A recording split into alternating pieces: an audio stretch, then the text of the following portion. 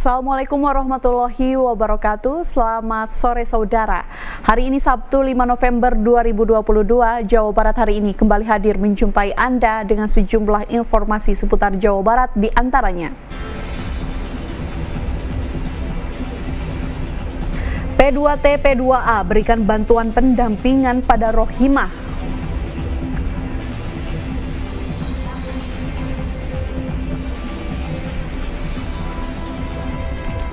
Kemenkominfo dirikan posko bantuan STB di Bogor.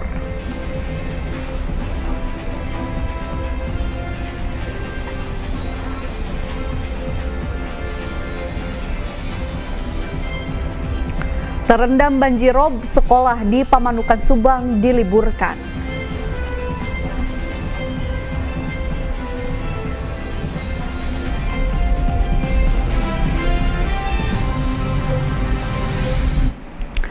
Selain ketiga topik utama tersebut, kami juga akan sampaikan informasi lainnya dari berbagai daerah di Jawa Barat. Bersama saya, Astri Nur, inilah Jawa Barat hari ini selengkapnya.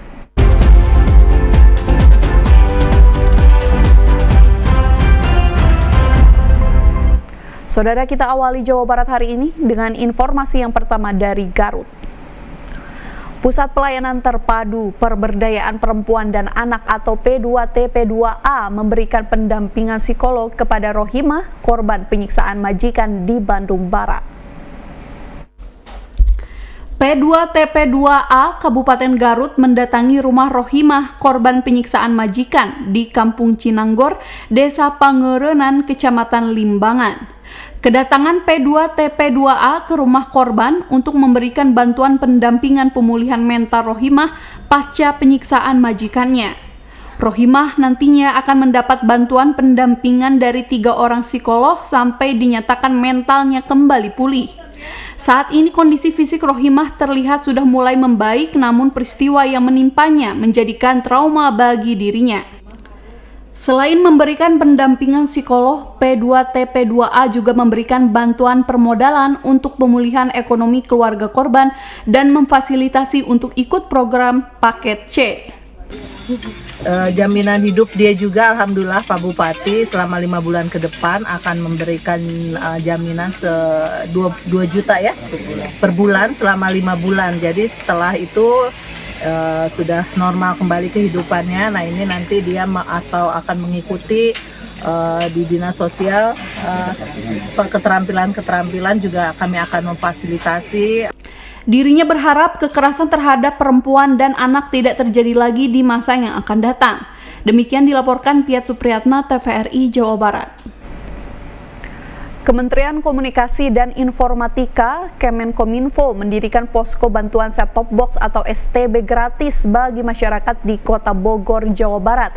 Bantuan perangkat TV digital ini untuk mendukung program migrasi siaran TV analog ke digital. Sejumlah petugas warga Bogor yang mendatangi posko penanganan bantuan set-top box atau STB di Kota Bogor, Jawa Barat. Pemerintah memberikan bantuan STB yang berasal dari lembaga penyiaran swasta atau LPS yang diperuntukkan bagi rumah tangga miskin. Untuk mendapatkan bantuan STB gratis, masyarakat diminta membawa dokumen kependudukan yakni KTP dan kartu keluarga untuk diverifikasi sesuai data penyasaran percepatan penghapusan kemiskinan ekstrim atau P3KI. Penerima STB dari pemerintah merupakan kelompok kategori rumah tangga miskin. Enggak dapet. Tadi pas nanti deg-degan katanya banyak yang tadi kan pas ke depan banyak yang nggak dapet. Maaf. Bagian saya tadi deg-degan. Bagian saya pasti nggak dapet. Alhamdulillah dapet. Warga juga mengaku senang bisa mendapatkan bantuan STB karena dapat menikmati siaran TV digital. Nah, masing-masing wilayah yang artinya berasal dari keluarga yang kurang mampu itu akan mendapatkan STB dengan kriteria tertentu. Untuk diketahui, pemerintah saat ini sudah mematikan siaran televisi analog. Bagi warga yang ingin menikmati siaran TV digital, harus menggunakan perangkat set-top box atau STB. Demikian dilaporkan Andi Firmansyah, TVRI Jawa Barat. Banjir air pasang laut atau rob menerjang pemukiman di Pantura, Subang, Jawa Barat. Akibatnya tidak hanya pemukiman yang terendam, tapi juga mengakibatkan aktivitas belajar mengajar di SDN Mayangan harus terhenti. Pihak Sekolah Dasar Negeri Mayangan Kecamatan Legon Kulon Subang Jawa Barat terpaksa harus memulangkan seluruh muridnya lebih awal. Kondisi itu bukan sekali terjadi melainkan sudah berkali-kali. Pihak sekolah belum memprediksi kapan kegiatan belajar mengajar akan kembali dimulai, masih menunggu kering sehingga semua murid bisa kembali belajar secara normal. Akibat banjir rob setinggi 30 hingga 50 cm ini, sejumlah murid yang datang ke sekolah lebih memilih membantu guru mengamankan fasilitas belajar. Bahkan beberapa bangunan pun sudah dalam kondisi rusak akibat sering terendam banjir rob. Menurut pihak sekolah, mereka sudah melaporkan kondisi sekolah kepada instansi terkait, namun belum diketahui kapan adanya upaya untuk mengatasi agar sekolah tidak kerap kebanjiran.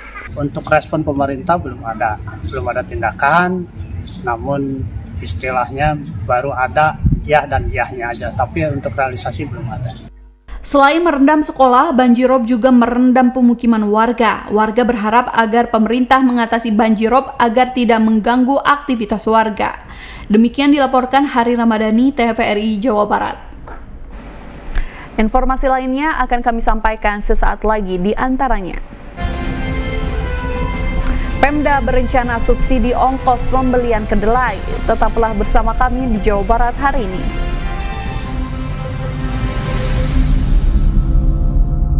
Ayo, cegah stunting.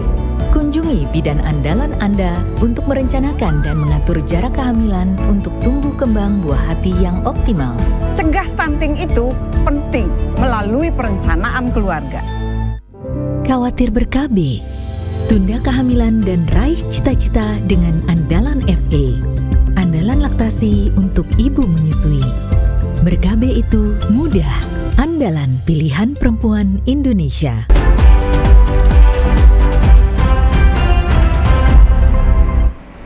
Terima kasih saudara, Anda masih menyaksikan Jawa Barat hari ini. Kita lanjutkan ke informasi berikutnya.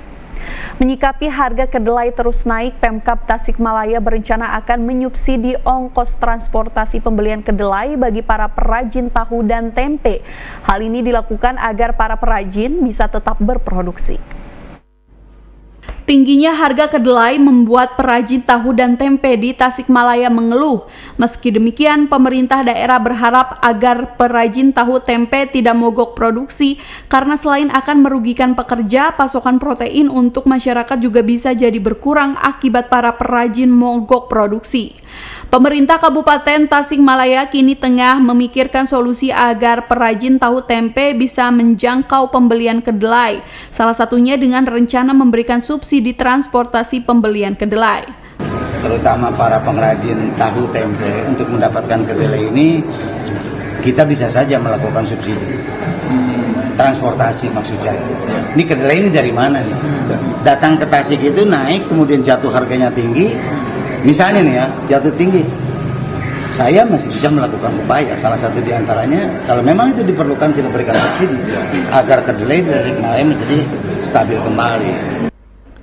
Selain menuntut harga kedelai stabil, para perajin tahu dan tempe juga berencana akan menaikkan harga guna menutupi kerugian akibat mahalnya harga kedelai.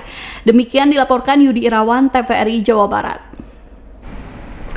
Sekolah Staf dan Komando Angkatan Darat Sesko AD dalam memperingati Hari Pahlawan telah mendistribusikan bantuan sosial berupa paket kebutuhan sehari-hari beserta uang tunai kepada legiun, veteran, serta anak yatim piatu dan penyandang disabilitas. Sekolah Staf dan Komando Angkatan Darat Sesko AD memberikan sebanyak 200 paket yang terdiri dari paket sembako, paket alat makan, paket santunan uang kepada 60 orang legiun, veteran, serta 140 anak yatim dan disabilitas yang diberikan di Masjid At-Taqwa Sesko AD. Bantuan sosial yang diberikan Sesko AD tersebut dalam rangka Hari Pahlawan 10 November mendatang. Selain itu, kegiatan ini sekaligus reformasi birokrasi Sesko AD yang berperan aktif kepada masyarakat sekitar untuk membantu meringankan beban masyarakat.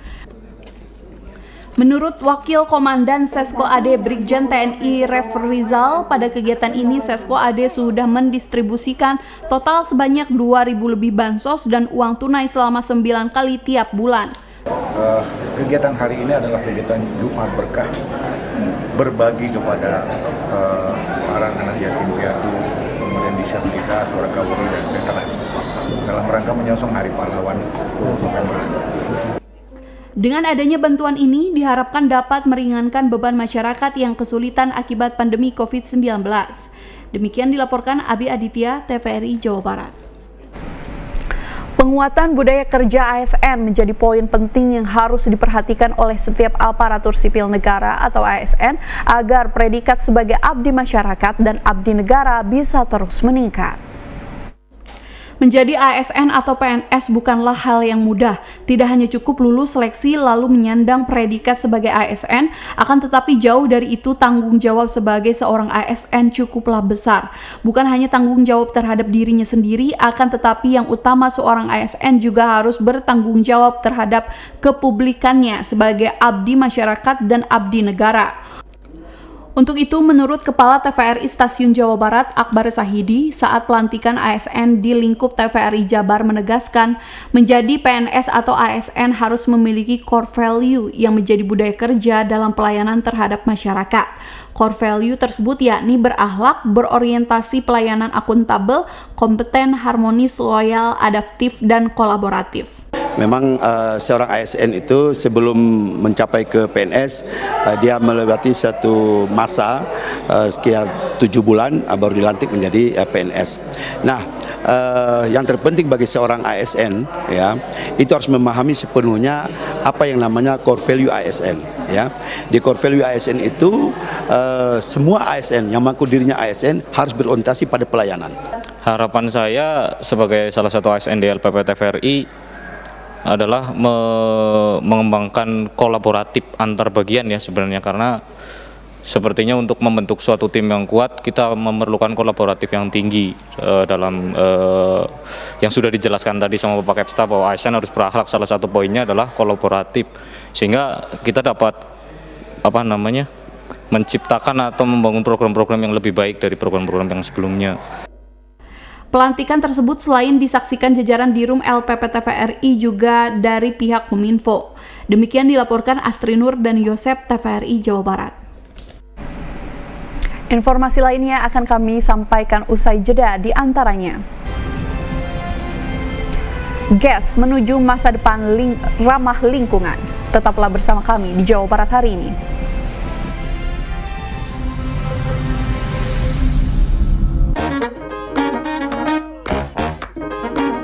Halo, aku Modi, Sobat Digitalmu. Kamu tahu nggak kalau siaran TV analog akan diganti menjadi digital? Untuk beralih ke siaran TV digital, kamu hanya perlu menginstal set-top box tanpa membayar iuran bulanan. Siaran TV digital membuat gambar televisimu lebih bersih, lebih jernih, dan lebih canggih teknologinya. Ayo, segera bermigrasi ke siaran TV digital. Bersih gambarnya, jernih suaranya, canggih teknologinya.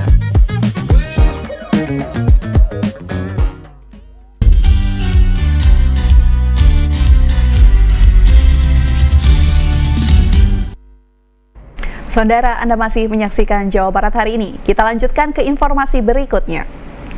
Kendaraan listrik kini terus mengisi pasar otomotif Indonesia sebagai salah satu solusi transportasi yang lebih ramah lingkungan. Meski belum umum digunakan serta fasilitas stasiun pengisian kendaraan listrik umum masih terbatas, PT Pertamina kini juga terus mengupayakan Green Energy Station atau GES.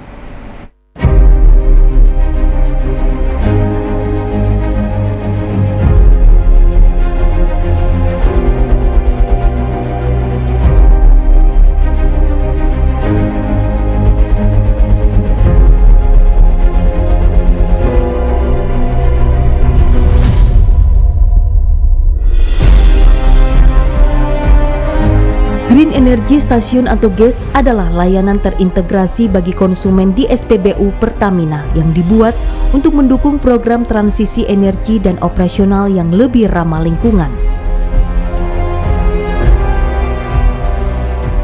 Di Kota Bandung, Jawa Barat, SPBU GES baru tersedia di 5 titik. Perbedaan utama GES dengan SPBU konvensional terletak pada konsep utamanya. GES menerapkan konsep green yang mengacu pada penggunaan pembangkit listrik tenaga surya atau PLTS. Dampak PLTS ini secara signifikan mampu mengurangi polusi, efek rumah kaca, dan efisiensi biaya operasional SPBU. Di SPBU Koko Dago Bandung ini misalnya, dari 16 panel tenaga surya ini mampu menghasilkan daya kisaran 100 kWh per hari, atau mampu memangkas beban sekitar 20% dari jumlah pemakaian listrik. Nah, PLTS ini sendiri adalah salah satu komitmen kami bagaimana menerapkan Green Energy Station di SPBU Pertamina. Tujuannya apa? Tujuannya sebenarnya adalah konsep dari Pak Direktur kami, CEO kami, bagaimana bisa menerapkan energi yang lebih ramah lingkungan. Nah, di SPBU kami totalnya 76 yang saat ini sudah berjalan, yaitu kami menerapkan tidak hanya menjualkan sebuah energi yang fosil, tapi juga pemanfaatan untuk menjalankan energi di ekosistem SPBU-nya, menerapkan dengan tenaga energi yang alternatif, yaitu energi dari surya.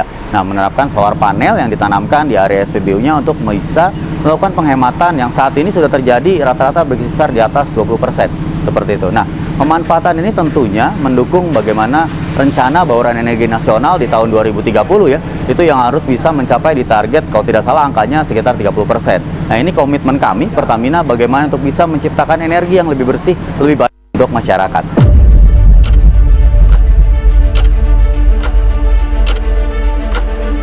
Konsep lainnya yang diusung GES adalah Future yang mengacu kepada stasiun pengisian kendaraan listrik umum SPKLU selain charging station atau penukaran baterai kendaraan listrik umum SPBKLU. Single konsep satu SPBU area dengan bisa menghadirkan satu layanan sentuhan untuk seluruh masyarakat. Nah, tentunya ke depannya dengan konsep energi yang lebih baik, emisi yang lebih baik tentunya dengan untuk lingkungan, kami juga menghadirkan nantinya akan ada SPKLU atau swapping baterai. Nah, SPBU Koko Dago ini juga salah satu pioneernya nanti akan kami tempatkan untuk charging dan juga swapping nantinya. Yang dalam waktu dekat ini mungkin akan kami lakukan implementasi untuk charging station di SPBU Koko Dago ini.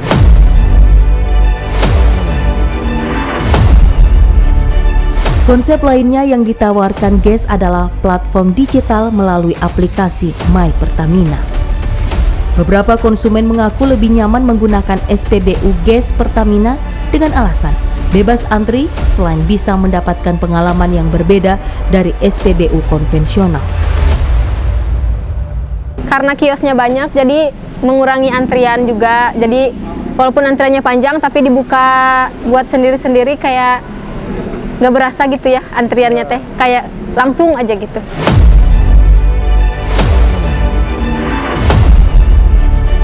Sementara itu, jumlah penjualan kendaraan bermotor listrik di Kota Bandung kini mulai menunjukkan peningkatan, meski belum dibarengi dengan fasilitas SPKLU dan SPBKLU. Kecenderungan masyarakat beralih ke kendaraan ramah lingkungan kini semakin meningkat. Kita untuk main dealer Jawa Barat sendiri per bulan bisa mengeluarkan hingga 60-70 unitan. 60-70 unitan per bulannya. Berbeda dengan bulan-bulan sebelumnya, itu yang kita tahapnya masih ada di bawah itu. Seperti itu. Alhamdulillah sekarang fase tingginya untuk di motor listrik ini. Melalui elaborasi konsep inilah, GES Pertamina menjadi awal proses transisi energi di sisi hilir. GES Pertamina diarahkan menjadi sebuah one-stop energy solution yang ramah lingkungan. Demikian laporan tim liputan TVRI Jawa Barat.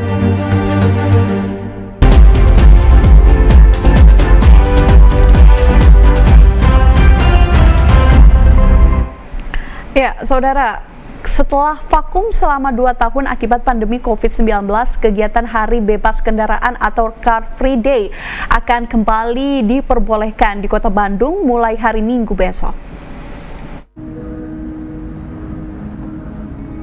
Kegiatan Hari Bebas Kendaraan atau Car Free Day di Kota Bandung akan kembali digelar pada akhir pekan ini, tepatnya Minggu 6 November 2022. Kegiatan CFD di Kota Bandung ini akan menjadi gelaran pertama setelah sempat vakum selama 2 tahun akibat pandemi COVID-19. Pelaksanaan Car Free Day nantinya tidak jauh berbeda dengan kegiatan sebelumnya dan difokuskan di 3 titik, yakni Jalan Insinyur Haji Juanda atau Dago, Jalan Buah Batu, dan Jalan Asia Afrika.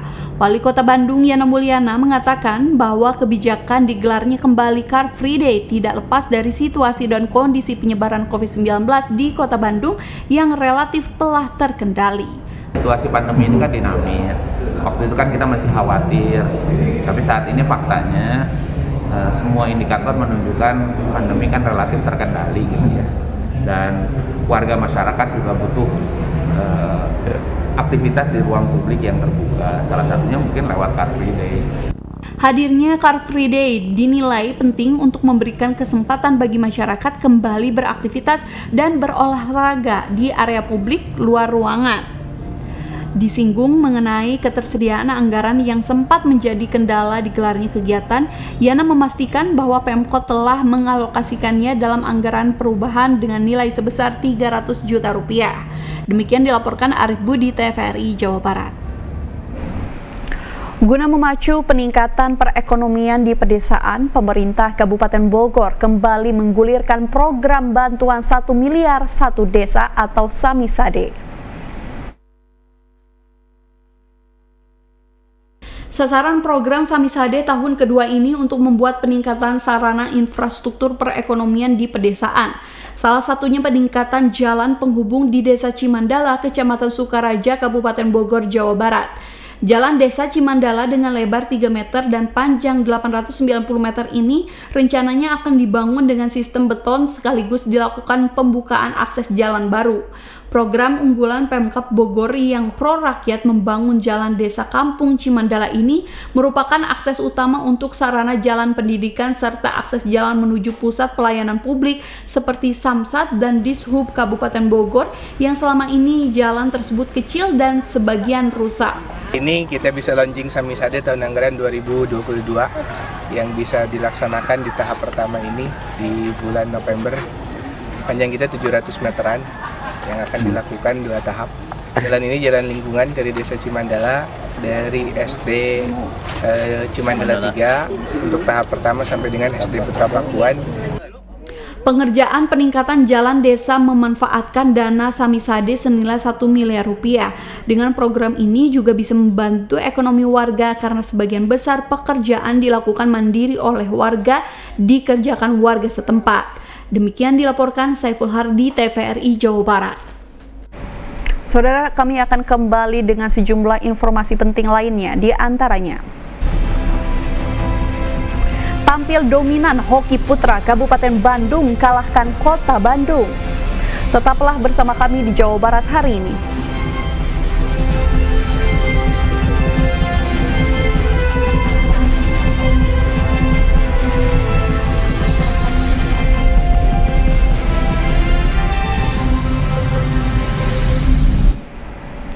Iya, saudara, kini kita beralih ke informasi dari dunia olahraga.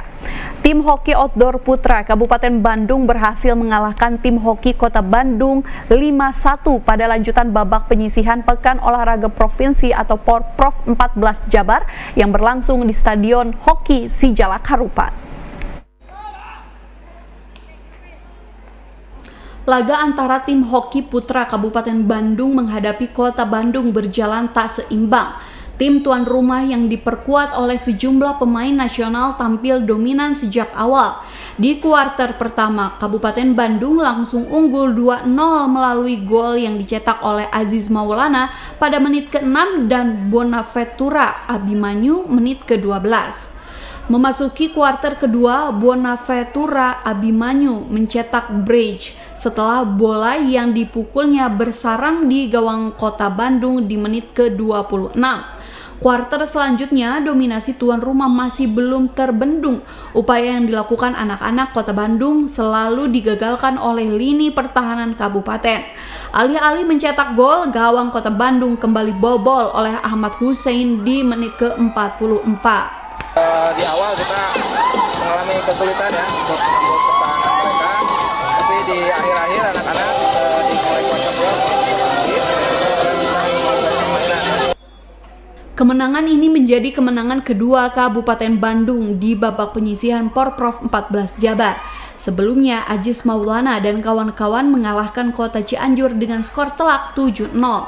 Demikian dilaporkan Ahmad Wirahardi, TVRI Jawa Barat. Kita beralih ke cabang olahraga renang, saudara. Tim Porprov Kabupaten Bogor berhasil merebut 2 medali emas dari cabang renang bebas terbuka setelah 2 perenang mereka berhasil finish dengan baik pada nomor 5.000 meter.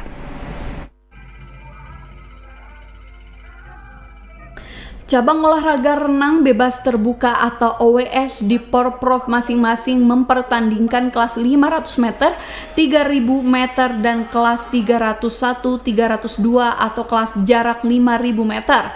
Untuk pertandingan di kelas tersebut, atlet asal Kabupaten Bogor, baik putra maupun putri, masing-masing menyabet medali emas. Di perlombaan, cabur renang dari masing-masing kelas sangat ketat, salah satunya di kelas 301, 302, 5000 meter. Untuk di kelas tersebut, atlet asal Kabupaten Bogor baik putra maupun putri menyabet medali emas, disusul Kabupaten Depok dan Kabupaten Bekasi. Sementara itu, atlet asal Kabupaten Pangandaran meraih 2 emas di jarak 500 meter dan 1 perunggu di jarak 3000 meter. Bagaimana nih perasaan meraih juara? Yang pasti senang sih, kemarin kan juga emang sempat nervous kan, saingan juga sebenarnya dibilang berat juga ya, kita sama-sama saingan lah, kuat lah gitu. Adapun perolehan medali 3 besar dari cabang olahraga renang terbuka atau OWS Porprov Jabar, peringkat teratas diraih Kota Bandung dengan perolehan 7 medali emas, 5 perak, 10 perunggu. Disusul peringkat kedua oleh Kabupaten Bekasi dengan raihan 6 emas, 4 perak, dan 6 perunggu. Untuk posisi ketiga diraih Kabupaten Bogor dengan perolehan medali 5 emas, 3 perak, dan 1 perunggu.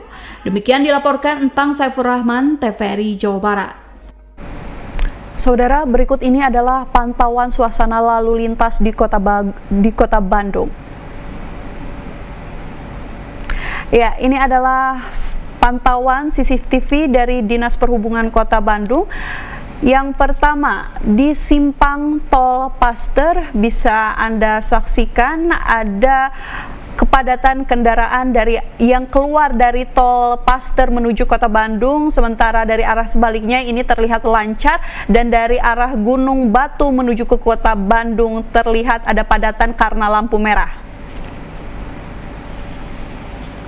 Selanjutnya, ini adalah pantauan CCTV di Simpang Dago Cikapayang. Saudara, terlihat suasana lalu lintas ramai lancar.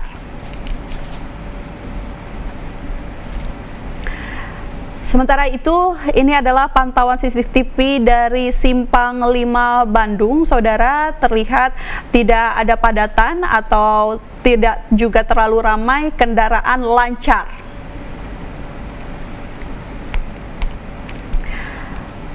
Ini adalah pantauan CCTV dari Simpang Cicahem. Saudara, terlihat dari arah kendaraan terlihat ramai lancar. Ya, bagi Anda yang sedang dalam perjalanan, kami harap untuk berhati-hati. Dan saudara, kita juga memiliki pantauan cuaca yang kami terima dari BMKG berikut ini.